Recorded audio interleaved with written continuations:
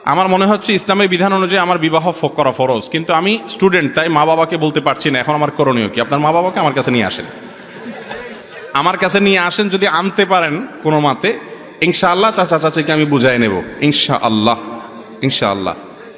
আর আমার কাছে যদি নিতে পারেন কোনো ভালো আলেম, যিনি বিবাহের ফজিলত বুঝে, গুরুত্ব বুঝাতে পারে, চাচা চাচিকে বুঝাবে, তার কাছে ধরে নিয়ে যান মুরব্বীরে।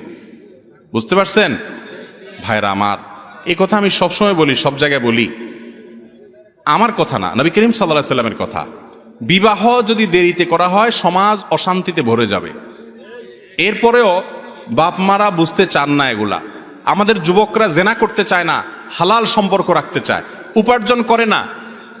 আমার কথা হলো, যে যুবকরা উপার্জন করে না, এই অজুহাতে তাদের বাবা মা বিয়ে দেয় না যে নিজের পায়ে দাঁড়াও, মানে অনেক পয়সা করি কামাও, চাকরি টাকরি করো, তারপরে বিয়ে করো। আমার কথা হলো, যুবক যদি বিবাহের উপযুক্ত হয়ে যায়, উপযুক্ত ভালো পাত্রী পাওয়া যায়, বিবাহের আগদোটা করে দেন। মেয়ে মেয়ের বাড়ি থাকুক, ছেলে ছেলের বাড়ি থাকুক, একটা সম্পর্ক তৈরি হোক, হালাল সম্পর্ক।